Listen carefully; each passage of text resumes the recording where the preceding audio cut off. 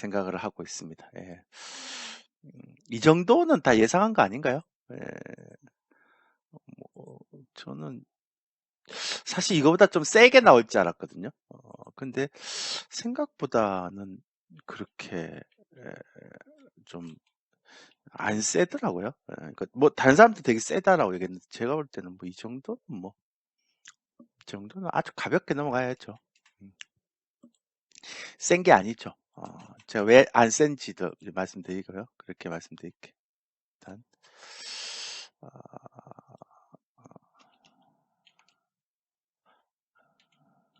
제가 좀 정리하고요. 네. 이 정도는 센 거 아닙니다. 자, 그럼 이제 시작하겠습니다. 자, 어제 파월 의장의 의회 발언이 있었습니다. 자, 일단 시작한다고 먼저 얘기를 하고요. 자, 이제 8시 30분에서 10시 30분까지 공식적으로 하고요. 그 다음에, 뭐 10시까지 끝낼 수 있으면 끝내고 뭐 좀 더 하면 하고 이렇게 하겠습니다. 자, 어제 파월 의장의 이제 의회 발언이 나왔는데, 생각보다 안 세던데요, 저는. 예, 근데 언론은 되게 세다라고 나왔어요. 그왜 센가 보니까 최종 금리를 종전 전망보다 음, 높일 가능성이 크다. 뭐 이런 얘기. 그래서 작년 12월 달에 최종 금리가 5.25였는데 뭐 이거를 뭐 5.5에서 뭐 한 5.75 정도 뭐 요 정도까지 올릴 수도 있다라는 그런 뉘앙스 얘기를 했어요. 뭐 언제까지라고 확실하게 얘기는 안 했지만 그 다음에 인플레이션 압력이 지난 FMC 회의 때보다 크다 이렇게 얘기를 했으니까요. 이것도 음, 이것도 이제 좀 센 거죠. 그러니까 지난번에는 디스인플레이션이라는 얘기를 굉장히 많이 했는데 이번에는 그런 얘기가 하나도 없죠. 그리고 인플레이션 2% 향한 과정은 멀고도 험난할 거. 말도 안 되는 소리죠. 그러니까 인플레이션 2% 어떻게 옵니까? 안 옵니다. 그러니까 제가 뭐 4, 5%면 끝난다라고 생각하고 있고요.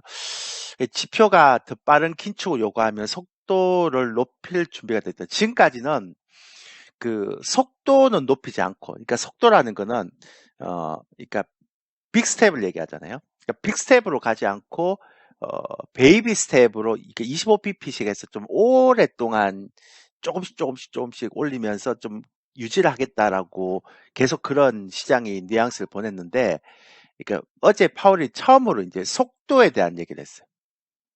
그래서 이제 이것 때문에 이제 빅스텝 인상 가능성이 크다라고 이제 시장에서 이제 받아들이는 거죠. 그러니까 한 번도 속도에 대한 얘기는 이제 올해 들어서는 별로 없었는데 그게 나타난 거죠. 그죠? 그래서 이 얘기를 하자마자 뭐 단기 2년물 국채금리 급등했고요. 주가 지수는 하락했고 특히 달러 가치가 급등했습니다. 이건 제가 좀 이따가 말씀드릴게요. 제가 지난번에 얘기했던 거 비슷한 맥락이에요. 그러니까 페드나 미국이 지금 이렇게 금리를 올리는 이유는 따로 있다라고 말씀드렸던 부분이기 때문에요. 그래서 이제 딴 거보다는 이게 이제 조금 어제 지금 시장에 영향을 많이 미친 거죠. 그러니까 한 번도 속도 얘기는 하지 않았는데 이제 어제 처음으로 이제 속도 올해 들어와서 그래서 속도 얘기를 했기 때문에 이 속도가 과연 빅스텝에 대한 인상 가능성이 있는지 없는지에 대한 부분들을 얘기하냐 마느냐 이 게임인 것 같아요. 그러니까 이렇게 되니까 이제 어떤 일이 벌어지느냐? 지금까지 그 장단기 금리 역전이 경기 침체로 갔던 해가 어, 하나, 둘, 셋, 넷, 다섯, 6번이었거든요. 보시면 아시겠지만 이게 6번이었어요. 근데 이제 경기 침체는 이제 확실한 거죠. 그리고 코로나 때는 단기적으로 했기 때문에 제일 짧았고 나머지는 경기 침체가 굉장히 깁니다. 그래서 제가 지난번 말씀드렸죠. 올해 상반기까지만 주식하고 치워야 된다. 올해 하반기부터는 무조건 선물로 가야 된다. 그래서 올해 빠르면 5월, 6월까지만 주식하고 이제 떼쳐야 된다. 주식은 그렇게 말씀드렸습니다. 이제 굉장히 어려운 시장이 올 겁니다. 하반기에.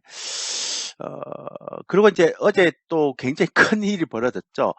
그러니까 2년물이 급등했죠. 그 2년물이 급등을 해버렸습니다. 왜냐하면 기준금리를 또 빅스텝을 한다 그러니까 5%까지 올라갔죠. 그럼 10년물도 따라와야 되는데 10년물은 이제 왜 못 갔느냐? 저렇게 빅스텝 해보면 경기 침체가 나올 거라고 예상을 하니까 10년물은 떨어져 버린 거예요. 그러니까 많이 못 올라가는 거죠. 그러면서 2년물하고 10년물하고 역사적인 그러니까 104 그러니까 104 BP 이거는 1981년 9월 이후 42년 만에 최대폭으로 벌어진 거죠. 그러니까 장단기 금리가 벌어지는 것도 안 좋은데 최대폭으로 벌어진 거죠. 예. 제가 결론은 나중에 낼게요. 나중에. 근데 제가 내는 결론은 좀 서프라이즈합니다. 예, 모든 지표들이 다 안 좋지만 제가 내는 결론은 좀 서프라이즈한 결론이 나올 거예요. 좀 이따. 그러니까 하여튼 끝까지 한번 들어보세요. 근데 이제 어제 재밌는 거는 어제 청문회에서 파월을 비판해온 민주당 소속 엘리자베스 워런 상원의원 되게 유명하죠. 그래서 금리를 올려서 실업률 높이면 수백만 노동자들이 고통을 받게 된다. 이들에게 뭐라고 할 것인가라고 말해보라 이렇게 하니까 파월 의장이 싸웠어요. 물가 안정이나 우리의 임무를 내려놓는다면 그럼 그들은 더 이익을 얻게 되느냐 막 그렇게 얘기했는데 요게 중요하죠. 일부 의원들도 우크라이나 전쟁 등 공급망 문제로 야기된 인플레이션을 금리만 올리면 되겠느냐 이거예요. 이거 제가 계속 말씀드렸던 거죠. 그러니까 파월 의장이 뭐라고 얘기하냐. 인플레이션 상승 초기에는 공급망 요인이 컸지만 최근엔 수요 공급의 불균형 요인이 두드러진다. 연준의 물가 안정도가 제한적이지만 우리는 수요 공급을 맞추기 위한 우리의 임무를 다할 것이다. 이렇게 했죠.